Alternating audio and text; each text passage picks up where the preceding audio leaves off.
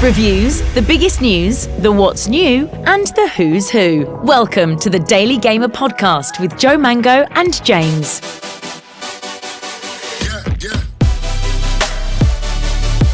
Welcome to the Daily Gamer Podcast number 23. Woo, we're back. Woo, we are back. Yeah, we had James was away. Little hiatus, yeah. Yeah, we're taking a couple of weeks, but it is summer, you know. Yeah, it was the Eid holidays here in the UAE, in the Middle East, so we took some time. I travelled. Yeah, but there has been a lot of stuff going on whilst you've been away, James. Yeah, we need to catch up and everything. I think the main thing is, of course, Microsoft trying to buy Activision Blizzard for $69 billion. It's taken a while. Taken a long time. Have they finally got to a conclusion? Well, they've just done a 5-day court hearing and the verdict is in. Ooh.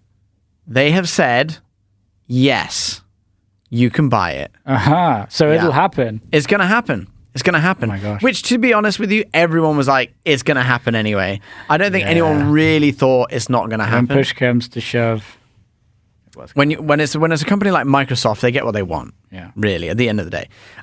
So yeah, I mean, there's been a lot of cool stuff happening about it. What I really liked is because they had to obviously put a lot of evidence in to this court hearing to try and win it. From Sony were like kind of also helping, going, oh, but they're going to ruin the industry, right? Yeah. And then Microsoft have to put their own thing in to counteract and all of this stuff, and which was good because all of that evidence is public knowledge. You're allowed to have it publicly, and what they do is you have to do a request act to request that knowledge, right, or that evidence. But apparently, so many journalists and people were putting in these requests that in the end, the government were like, just have it, and they put it all on like a downloadable document. Oh, like a PDF or something. Yeah, they literally just were like whacked a PDF on there and was like.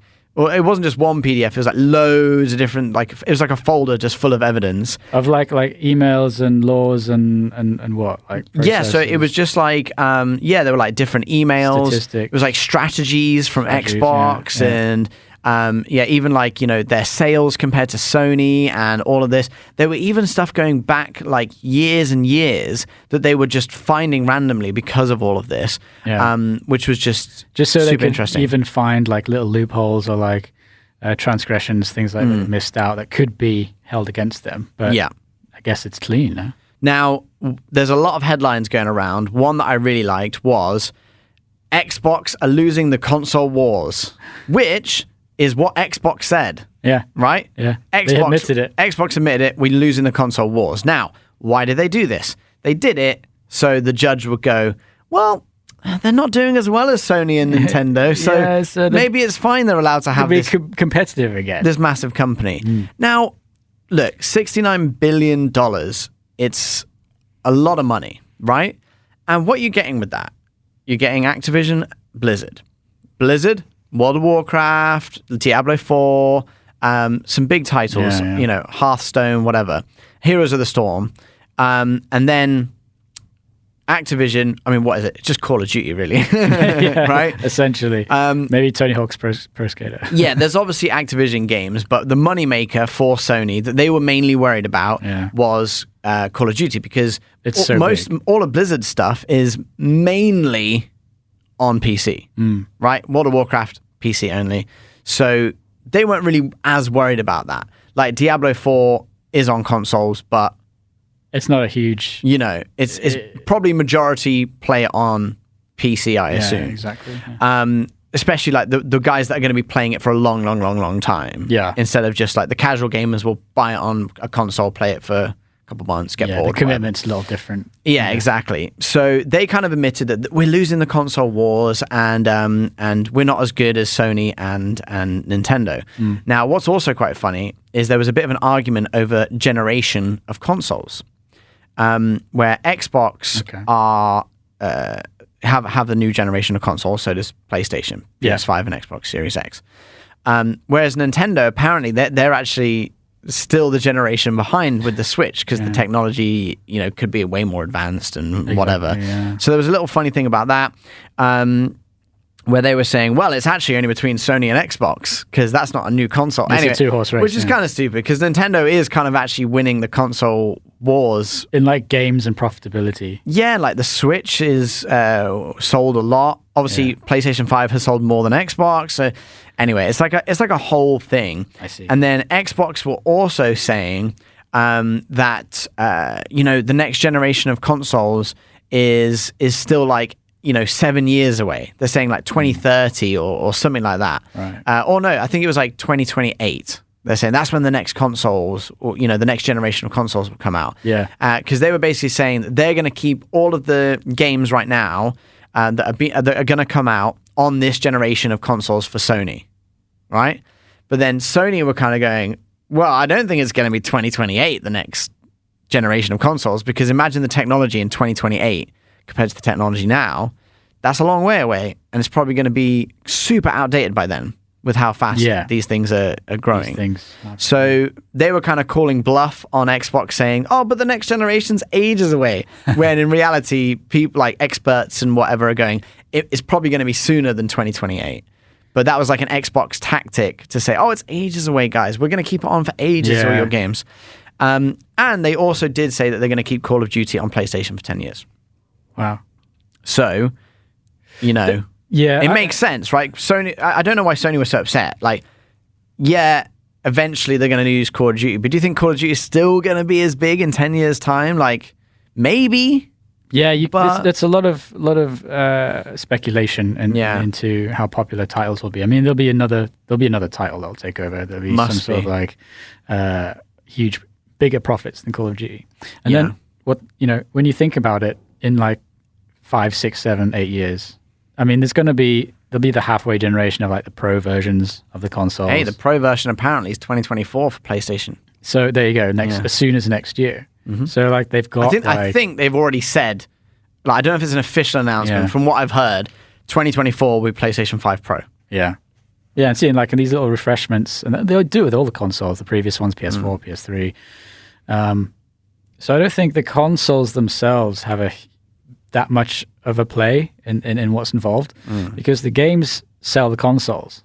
That's changed now. You don't get the console and then buy some games. Yeah. You buy Call of Duty or like Nintendo games like Mario, because they're exclusively on Nintendo. You buy the game for the console. No, you buy the console for the game, sorry, that's what I meant. Yeah. And it's changed now. So I think it's really mad speculation. And they're really like blowing it up a little too much, I think, in my perspective. But let's see. Now that it's happening, it'd be interesting to see how the industry changes. And I don't think it'll change that much. Yeah. I really don't. Like for us as consumers, we'll be like, oh, okay, well, we want better games and that's what we're going to get. Yeah. And, Microsoft and two huge developers, they're going to make even better games. So it's only a good thing for us. Yeah. In terms of like, say, Sony and all that, I mean, they just have to up the game. It's what competition is. Well, their game is better than Xbox's game right now, right? The releases they're putting out. Obviously, Starfield may just upend all that. A little bit. Which, again, that was announced or came out during this trial is the news that Bethesda was going to put Starfield exclusively on PlayStation 5. And then and Microsoft were like, all right, we're going to buy Bethesda then. Literally, apparently that is like... You're going to do what? No. Come on. Exactly what happened. Yeah. They were like, no, we need Starfield. That game looks amazing. We're taking that. And there was like actually... it was like a written meeting, notes from a meeting that were basically saying, we're going to take... we want Bethesda. We're going to invest in Bethesda because we want Starfield to be exclusive on our platform. Yeah, and even... once the merger comes about, there's going to be so much more funding. So, even before Starfield's released, do you think they'll get a huge, marketing budget just because of that extra money that's going to come? Yeah, probably. And then it's even development budget. I suppose they're already funding. Some ways to fund it more. Because they've owned, ZeniMax for a while now, a couple of years at least.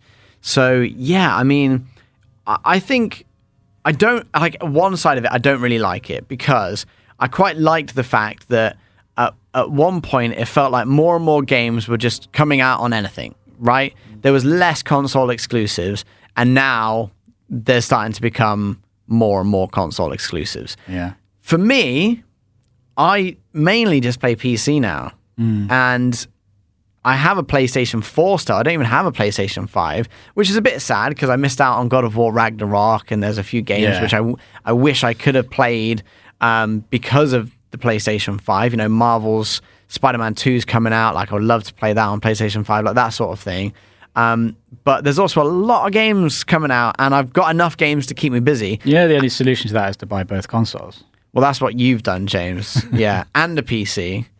And the Switch, yeah. Well, the PC gamer thing, what you did, which I thought was quite smart actually, is you decided to buy. You've always been PlayStation, right? No. More recently, you were PlayStation before you bought an Xbox. Yes. You had a PlayStation 4. Wow. Okay. Let me think about that, because I was Xbox. I had an Xbox One and a PlayStation 4. You just buy all the consoles every time. So at one point I did have all the consoles at one point. Yeah. Before. So I had the I think I had the PS4, the Xbox One. And then you bought the PS4 Pro. And the Wii U. So I had those three. Yeah. Then I realized this is overkill. So I sold the Xbox and the Wii. Okay. And then kept the PS4. And then I got a PS4 Pro, and that was a bit cheaper. Yeah, so I just upgraded slightly. So my point being we went off. That's all right. My point being is you were like, hey, I'm going to get the Xbox Series X instead of getting the PlayStation 5 because you can do the Game Pass and then you can have it on your PC and your Xbox. That so was if you wanted to play on your console, then you can. If you want to play on your PC, then you can, depending on like how you're feeling, what game it is, Yeah, and some games are cross-save, so you can play on the PC, like Far Cry 6, for example. You can play on the PC, save your game, sync it with your Xbox Game Pass, go to your Xbox One, and continue where you left off. That was a real big seller for me. Yeah. So I think that's really good now. And I think that's one thing that Microsoft are going to have an advantage with, is the fact that Microsoft basically owns PCs as well, right? They, you know, when you think about it, they don't just have an Xbox; they also have the PC market, because everyone who buys a PC, for the majority, are on, you know, Microsoft Windows. Yeah. So that is going to be a big selling point for them. The more games that they bring in, obviously they've had a couple of flops in terms of the actual games. So I think they need to stop focusing on who are they going to buy and start focusing on, let's make sure the games that are coming out are really good and we don't get a bad name for ourselves. Because they've already got a bad name. They need to dig themselves out of that, and they need to... So going back to why the court case came about and why the UK didn't want this to happen. And their argument was it stops the variety, it stops the sort of choice that consumers have. Yeah. Which I get and I totally understand, especially creatively, especially from smaller companies, smaller developers. And you can tell now there's so much variety. Gaming is huge. You can think of something in your mind and there'll be a game of it or something like that, you know. And there's so much variety and I love it. But yeah, I can sort of see the mainstream gaming market getting a little closed off. And that's going to happen. But they may have a plan where, you know, they can help the little guy. They can open up the little guy. So like Game Pass, they'll let more smaller indie games in. Yeah. And say the PlayStation's doing the same. And even, you know, as far as Nintendo have taken it super far, because they take anything. They'll take like $1 game where you just press one button. Even like 10-cent games. Yeah, exactly. Yeah. And, I mean, which not is the great. company 10 cent, as in 10 cents is the cost of the cost of the game. Yeah, it's pretty crazy. And obviously, like this, it's a moneymaker for some, but also just the freedom of creativity and then putting a game out. I just hope that doesn't get quashed. You know? Yeah. So your overall kind of view, I'm so mixed. Like, are you happy with it? You sad with it, or you're in the middle? Yeah, I'm right in the middle. Yeah, I think I'm the same. I don't know how it's going to impact, you know, the world of gaming. I'm not an economist. Like, I don't know all of this. I guess we're just going to have to see how it goes. I think it's okay that these guys, they're already doing it, so why not also buy another one? I think it's fine. Is there many left now? Yeah, many developers left. Ubisoft, really. I doubt they'll ever... They're quite independent, aren't they? Yeah, I mean, that will be a big one if anyone acquires that. That'll be bigger than Activision Blizzard, I reckon. Because they are quite a powerhouse with a backlog of a lot of games that people still want to play. Yeah. Who else is there? There's Ubisoft. There's like the big game. I mean, I was thinking Final Fantasy peeps. They're a bit Sony, almost Sony. They are. But I'm saying they're not like an owned. Square Enix. Square Enix, yeah. They're not like owned by anyone, are they? Don't know. I'm not sure. I'm not sure of all the politics of gaming, but. Yeah, I don't know where everyone stands. Well, that's the funny thing is like I was watching like this podcast where they were like talking about this a couple of weeks ago before the verdict came out, and they were kind of just like, one guy was just like, I just want to play games. I don't care about the politics. I just want to play games as long as I can play games and I can have fun playing games, and that's all I care about. Yeah, I mean, essentially that's. And I think that won't change. Yeah, I think the politics of gaming may change, like the money may change for these big companies, making more money or whatever. I don't know. Yeah.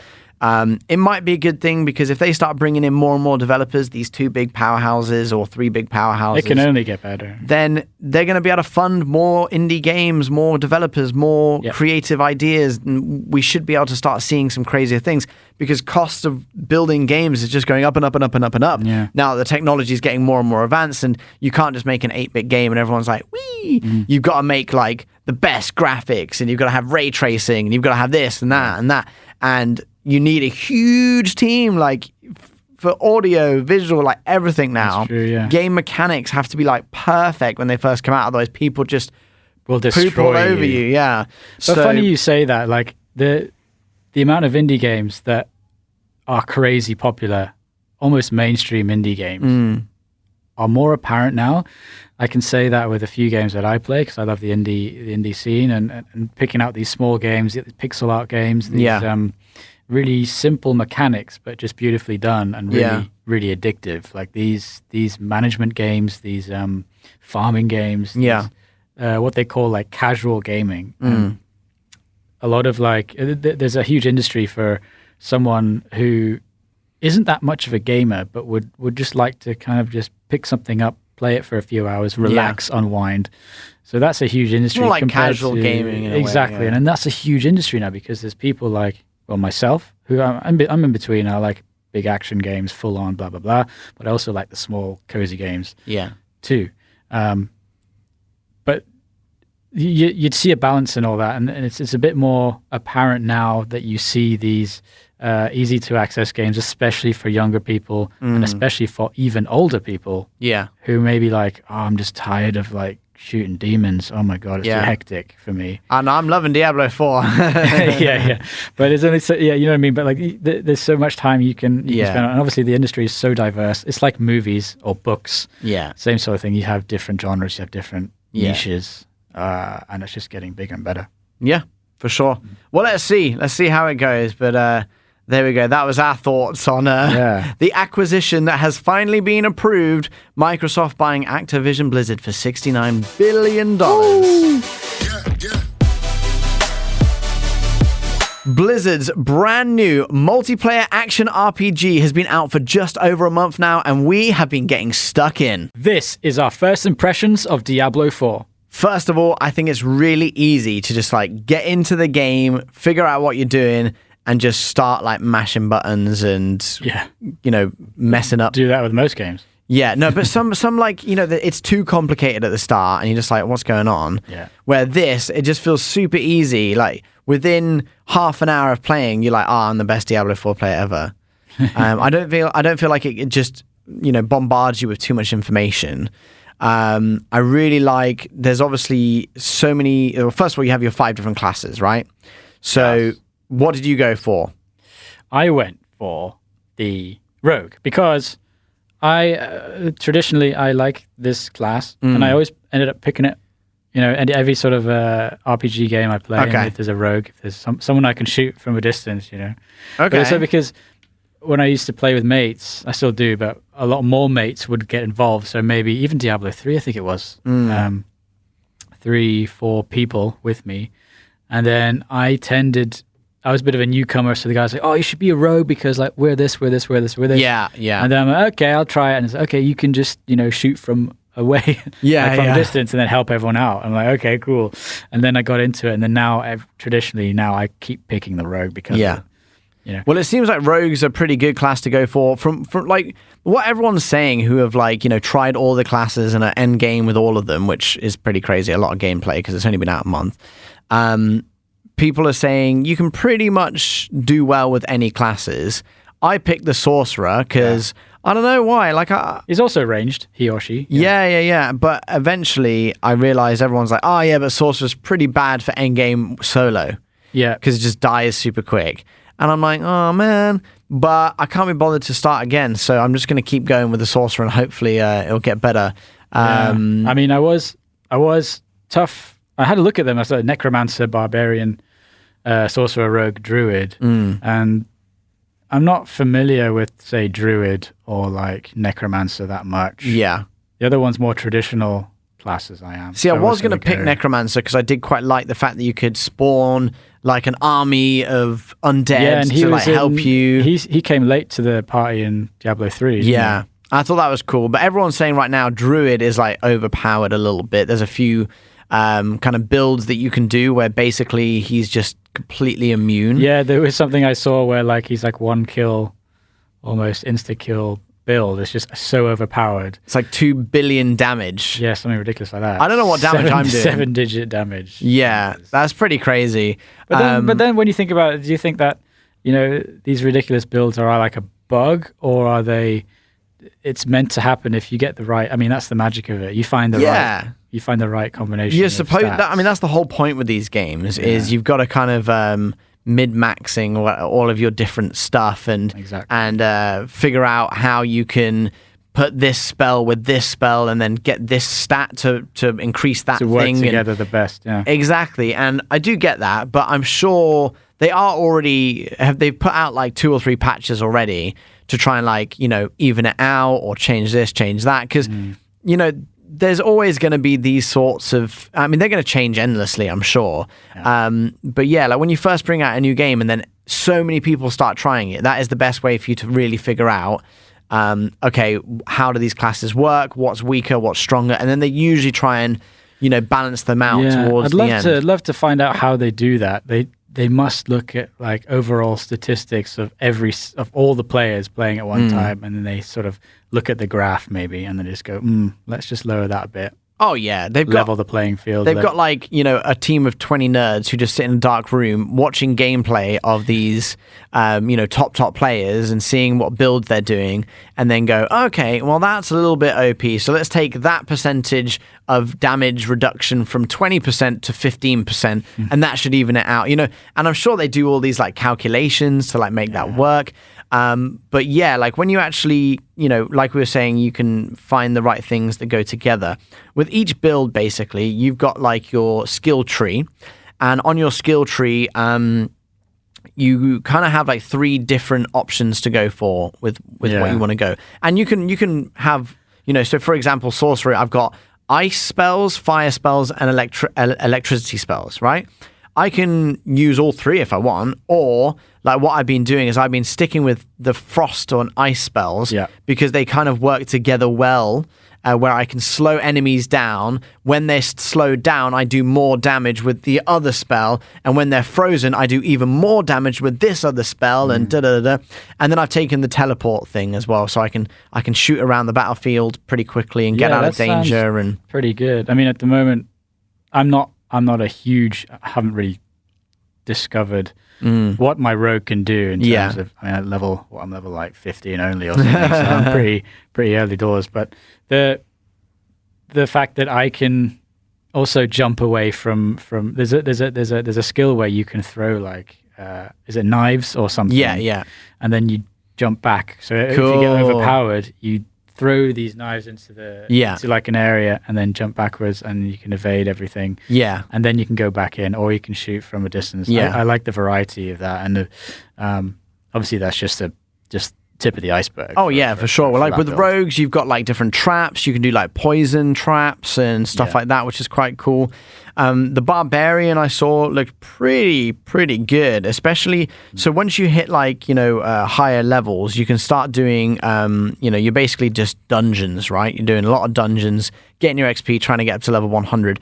But what you can do is nightmare dungeons, which are basically way higher level than what you are. Yeah. And they have like, one of them I saw is like, it's like this stone that follows you. It's like a floating stone. Mm-hmm. And every like 20 seconds or something, it does this huge charge of electricity. And if you're in that charge of electricity, then like you just pretty much insta die. Right? Yeah. So it kind of like makes it quite hard for you, and the enemies are obviously a lot harder, and you've got to try and really figure out, but the rewards are really good, and you get a lot of XP for doing these nightmare dungeons. Yeah. And there's different tiers of it as well. So it's getting pretty crazy. But I saw this guy who was a barbarian doing a nightmare dungeon. I thought, oh, wow, this is going to be really hard, because the other people I see, they're really like careful, and they just kill a few things at a time. He's running through it and just smashing through people. He's obviously like perfected his build. He was only like level 70 something, and he was against, I don't know how much higher level than him. And he was just running through this dungeon. And I thought, wow, that looks cool. So yeah, there's definitely so many different ways you can go about it. I think all of the classes are going to be pretty fun for you. And what I recommend is do the story, the main storyline first. Right. Like get that out the way, because then you can always go back to the dungeons, because your leveling, like as your level increases, those dungeons level increase to match your level. So it's not like you're going to be like out of it or whatever. Obviously do some side quests and some dungeons if they're kind of on your way to the main storyline. But once you've done the main storyline with one character, you don't have to do it with the rest of your characters. So if you wanted to start a new character, you could just go straight into doing side quests and dungeon crawling and this sort of stuff. So you don't have to follow the story the second time around. Exactly. And then like, you know, when you're doing the storyline, that's how you get your horse. So you want to do the storyline to get your horse, the main storyline. So it's stuff like that. I recommend like going for your storyline first, and then you can always go back and do all the side quests. Now, what you can do is in each area, the more side quests and dungeons and stuff you complete, you get like points for it, and actually shows you what gives you what, basically, like how many points in that area. And then once you get up the little different tiers in the different areas, you get some like extra stuff. So if you get to like the rank 2 of that area, you can unlock another skill point without leveling up, which is quite nice. So you get some extra skill points. So what you could do is just get to rank 2 in each area that you're in. Nice. And then move on and carry on doing the storyline if you want to do it that way. So you've got a few extra skill points, so you can get a few extra spells and get that might help you as well. Yeah. So what do you think of the some of the early bosses, mini bosses? They're really fun. I like the mechanics. They're definitely like, you know, when you think about what's the game, the really hard game that came out last year that I played so much of, and I'm just blanking on the name. Game of the year last year. Elden Ring. Elden Ring. When you're playing Elden Ring, right, you're going up against these really hard bosses, and you have to really remember the patterns and whatever. This is the same thing where you have to remember the patterns, and you got to go, okay, what are they going to do next? Yeah. Oh, I've got to do this at this point and move when they go up and whatever. But it doesn't seem as like, I don't know, hard.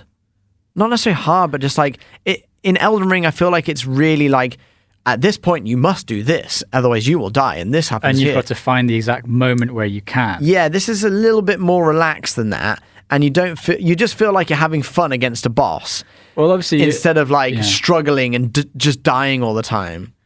Yeah, because you don't want that, because you don't want to get put off. Yeah. But what was interesting was when I played with a mate, so he was slightly further down the story actually. Yeah. So he's maybe a couple levels up.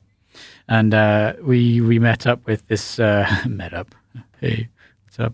No, this hey boss, how's it going? Hey boss, I'm gonna fight you. The Merenth of the Deep Drowned Witch. Okay. I don't know if you played her yet or played against her yet. I'm not sure. So she's really annoying to begin with, and she keeps shouting this thing. She's like, and it's really annoying. Okay. Anyway, my point is, that was really difficult for both of us. And my friend was a barbarian, and he was quite powerful. His damage was quite a bit more than mine. Yeah. But I managed to stay alive because that tactically was where I could move around and shoot, where he had to be close. Yeah. And he was he's a high level, but he was dying, and probably well armored. Yeah. More than I. Yeah. Must be good. And so that was interesting. And then the tactics of the way you move around. I know you get this sort of thing in all sorts of games of this type, but tactically moving and then shooting at the right moment. So that's when you learn, especially with a rogue, where you can shoot from distance in these little pinpoint directions where you can avoid. And obviously, like when the boss shoots things, the landing areas are revealed. Yeah. So you sort of like have to dance around them. Mm-hmm. Yeah, rogues are pretty quick class. Yeah. Mine isn't super quick. Obviously, as you go up levels, you can start getting armor that increases speed and stuff like that. Yeah. But because I have that teleport thing, when I know that the boss is going to do something where it's a big like area of effect, and I have to I couldn't just run away from it every single time. Yeah. I kind of was saving that spell because it has like a 20-second cooldown. I would like save that spell to be like, okay, it's doing it, and then I could teleport away like a good distance, and then I was fine. But are you doing it so to start with, you can either do it on like tier 1 difficulty or tier 2 difficulty? Which one are you doing? Tier 2. I've been on tier 1. I thought, I'm just gonna go easy to start what? with. You can change it later on. Yeah, you can. But to be honest, like I'm not facing too much of a challenge, right? Like it is pretty. I very rarely die, occasionally, but very rarely. But I'm still enjoying it's it. Having fun. Doesn't really matter. I played tier 2, and I'm having fun. It is challenging. Like I'm using my health potions like almost at every encounter. Yeah. But I'm using them, but I'm staying alive. Yeah. And it's only when like I die in bosses, or like if I'm just overcrowded by a couple of big enemies. But I do have a shield as an ice shield, which is pretty good. So to be honest, like I go into some things, I pop my shield, I kill them all, and I haven't lost any health. Yeah. So I should probably go on to tier 2 and just see how it goes. Maybe you want, because the return is different, isn't it? You get more experience and more gold. Whatever. But then I can kill everything quicker and go through the content quicker, which means I might actually be getting up the same speed as someone else. It's only 15% more experience and gold, I think. So I don't know if the difference is that much. And to be honest, all I want to do is just get through the content right now and just like enjoy the content. Yeah. Later on, I can make it harder and whatever. Like I'm fine with that. But I just want to like get through the content, get through the story, and enjoy that because with the very little time that I have on it. But yeah, what are your like overall thoughts on Diablo 4 then? I really like it. I mean, there's always asking for a game that it's so unique, I guess, if I can start that sentence again.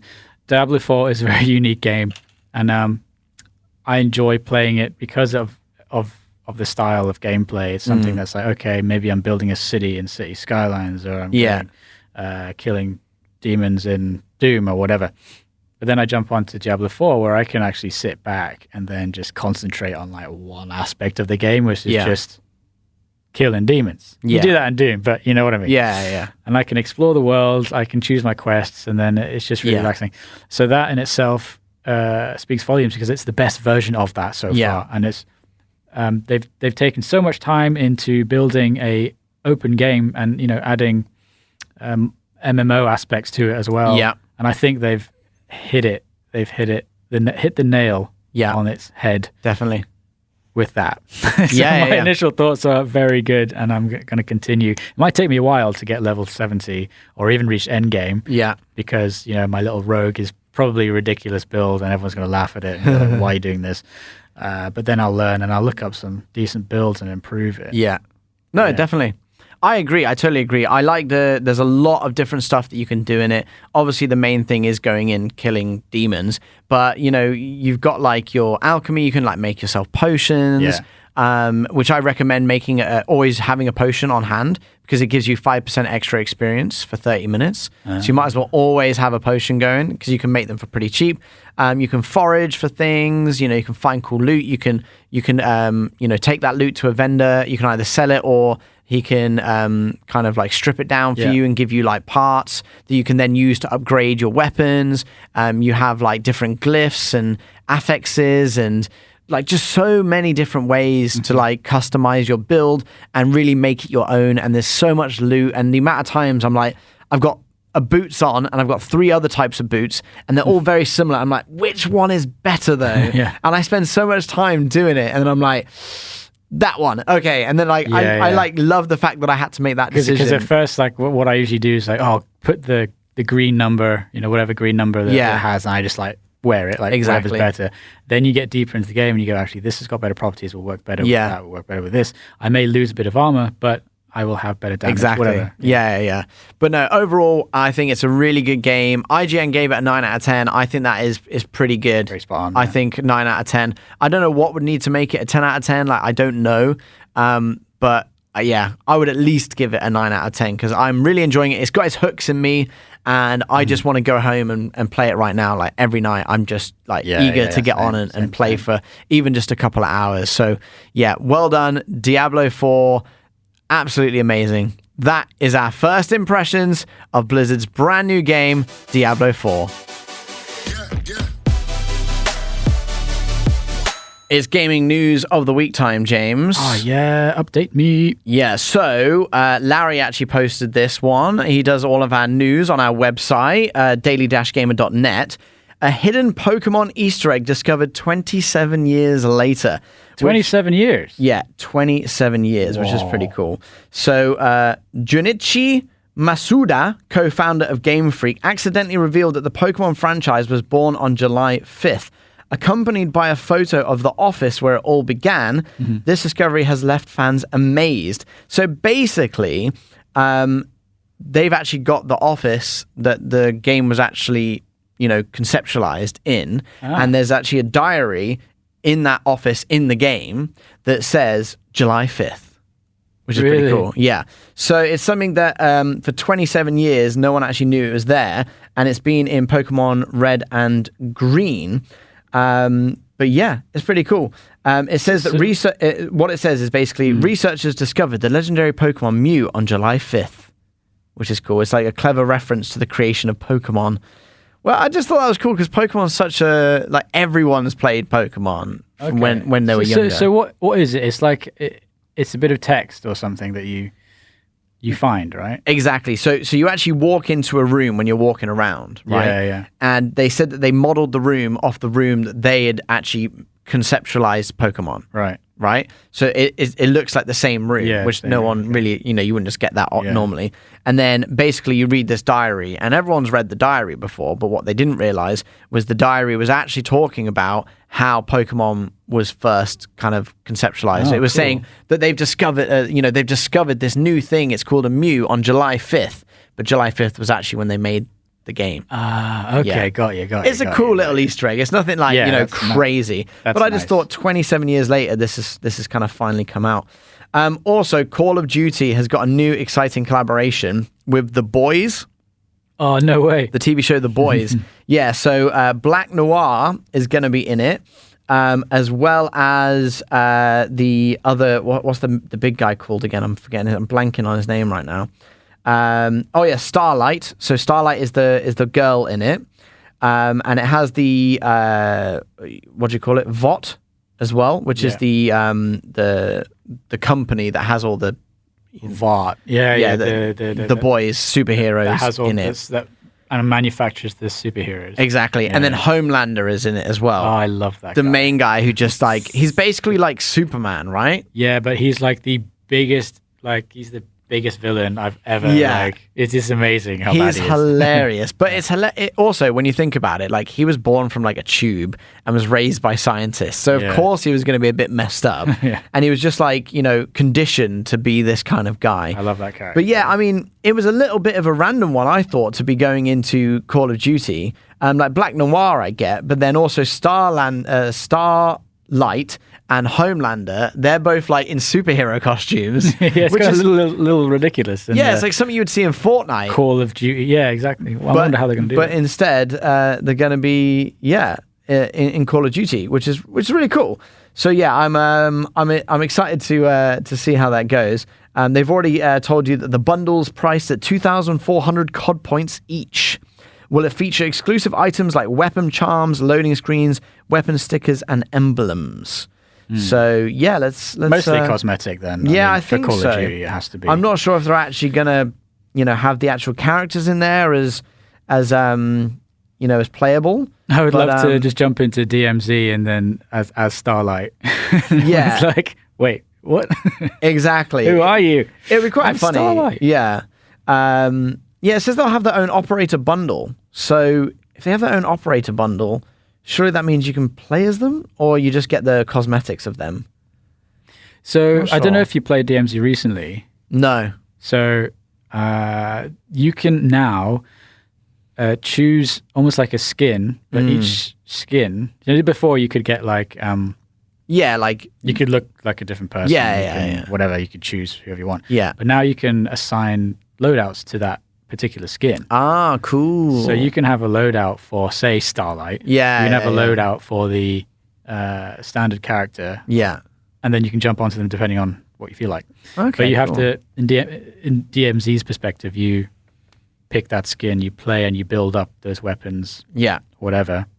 And then you can get to a good point. Then you can jump onto the other one if your build feels a bit different, Yeah, okay. Yeah. Well, 12th of July is when Starlight comes out, which is at time of recording for us, recording our podcast, is today. And then Homelander will be there on the 16th and Black Noir on the 20th of July. So I guess we'll see how it goes. I'm sure there'll be a lot of content out there about it. But there you go. That is your gaming news of the week. Thanks. So this summer is lining up some good movies, some good summer blockbusters. Oh, yeah. Yeah, and there's a lot we could talk about because we have movies including Oppenheimer, the new Christopher Nolan epic. It's going to be cool. I heard it's like almost like a horror movie. Yeah. Because there's a lot of bad stuff that, it's associated with. Like, we all know the ending, let's say.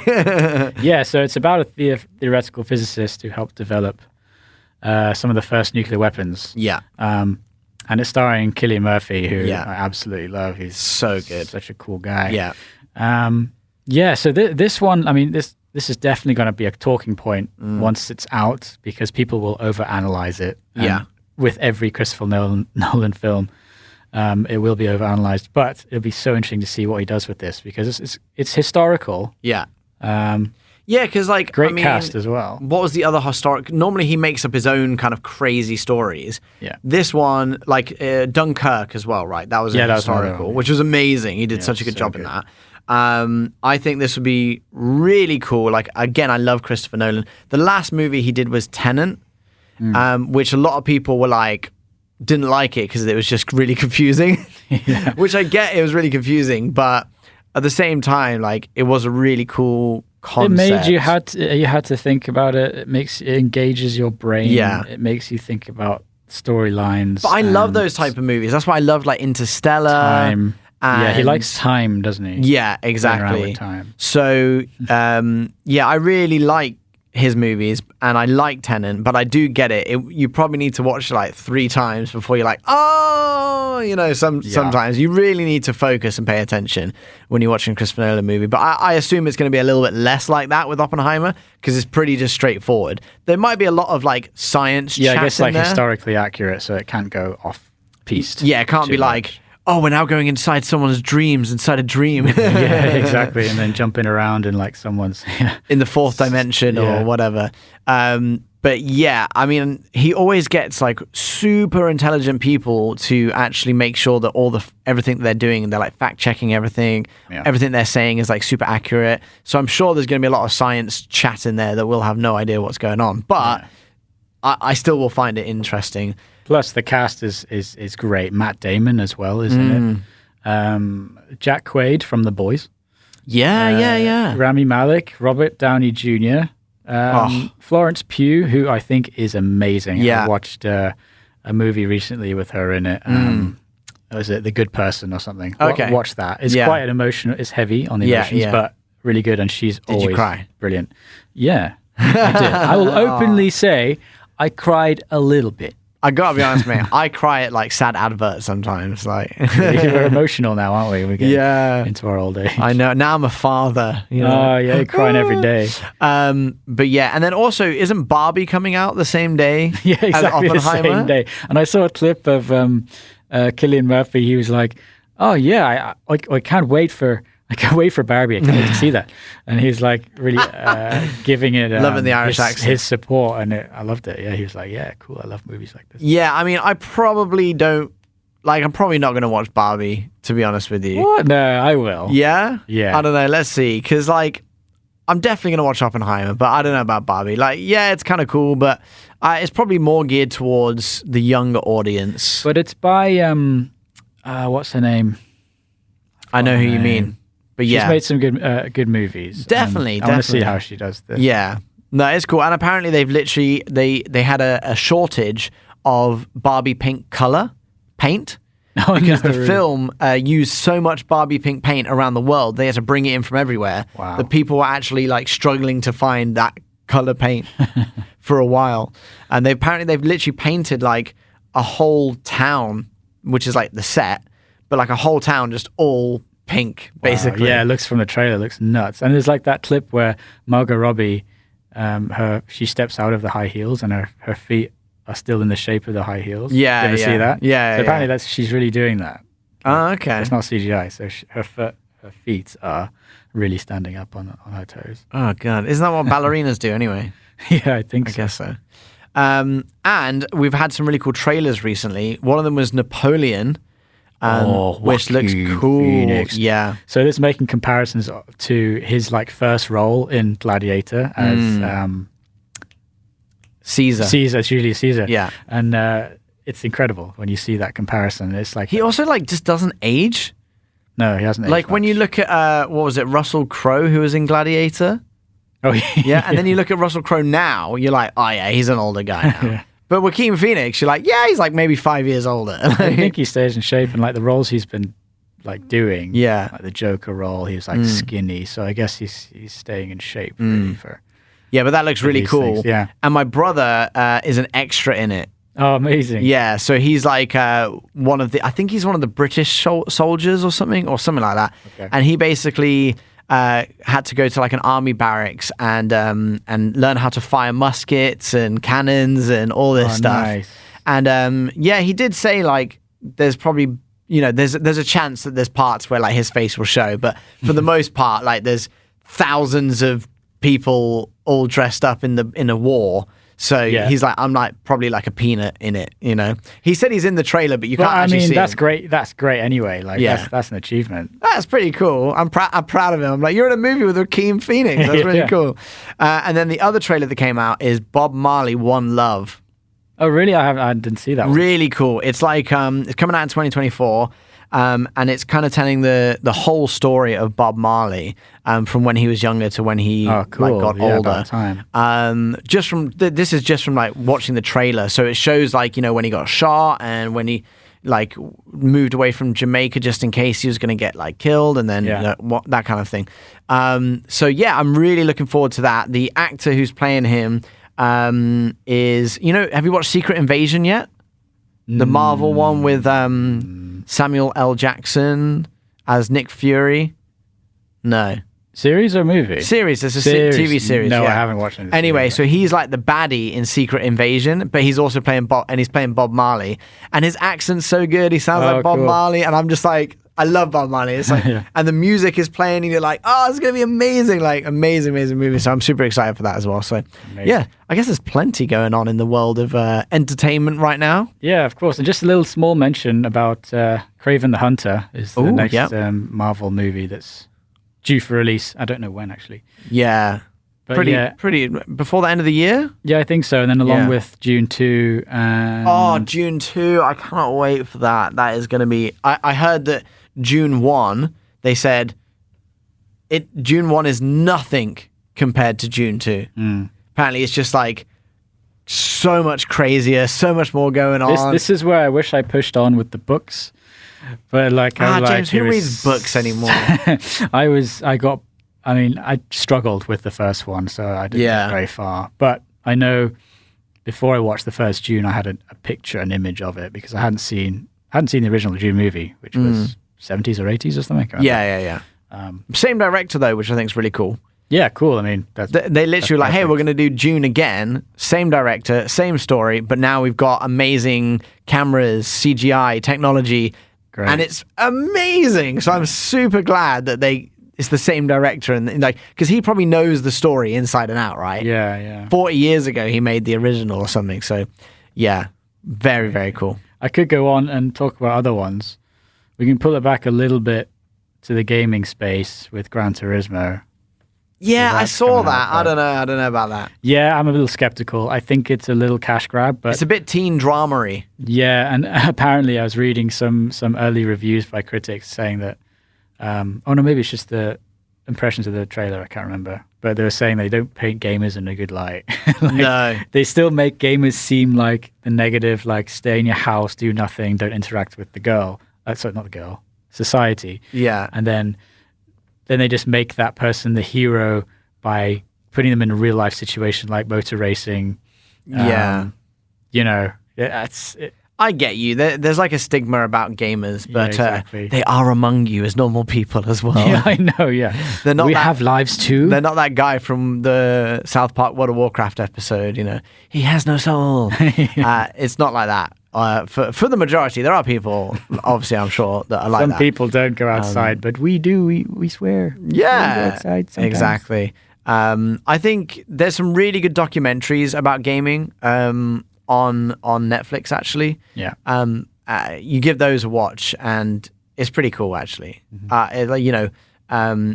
How hard these guys actually work to, be the best at what they're doing. Yeah. I know it's playing games, which you still think about it and you go, they're just playing games. Yeah. But like their dexterity, their reaction times are quicker than F1 drivers. Like that's how quick their reaction times. Like there's a human. It's like I saw something. It was saying like humanly possible. You're only going to be able to have the quickest reaction time is this. Mm-hmm. And one of the gamers got a quicker reaction time, not just once, like over an average of doing it many, many times, a reaction test. He got quicker reaction than what they thought was humanly possible. That's just, you know what I mean? When you think about it like that, you're like... Yeah, and then it's crazy. That brings... I heard this one thing also where older people, like maybe millennials like myself, are better or quicker to pick up first-person shooters than most younger people are. Oh, definitely. Because our generation lived through the early days of first-person shooters, and when there was no aim assist, and it was purely like analog mouse. Yeah, it was Counter-Strike, the early days of Counter-Strike. You had to be super precise on everything you did. Yeah, so it was interesting to hear that, and then now and then people do all this training and extra stuff to get really good. Which is fine. Even if I play like Fortnite and stuff, I'm terrible at the building, but I'm still pretty good at the shooting. And then even like playing Call of Duty, like I don't play Call of Duty that much anymore. But I feel like when I do get back into it, or I'm playing like a 1v1 against like a teenager who plays all the time, I'm usually actually pretty good against it. Because we're meticulous, a bit more meticulous. We'll take time with our shots, whereas like I guess younger people are more reactive. They'll do like a lot more in a small time. Yeah. Where we're like, okay, we'll just take that one shot, but we'll just take it really well.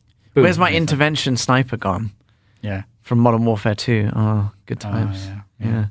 Anyway, I guess that is everything you need to know about tech and pop. It's mainly just pop. Mainly just about the movie industry. And we brought it back to gaming. Yeah, brought it back to gaming just for you. And that is it for podcast number 23. Thank you for joining us on this podcast. It was great to talk about and catch up with everything that we'd missed in the last few weeks. Yeah, exactly. Diablo 4 is absolutely smashing it. I just want to go home and play it right now, to be honest with you. Yeah. And then the Activision Blizzard thing is starting to wrap up. I think the UK board are still arguing, but the American board have gone, no, it's fine, you can buy them. So I don't know what's going to happen there, but they're both American companies, so it should just be fine, I think. Let's see. Worst case is none of their games will be sold in the UK. Yeah. That's literally like what could happen. So, let's see. But yeah, thank you so much for listening. Make sure you check out everything else we do on our socials, Daily Gamer Official, on our YouTube and Instagram, and also our website, daily-gamer.net, where Larry does gaming news every single day for you to check out. Have a good one, and we will see you on podcast number 24. Goodbye.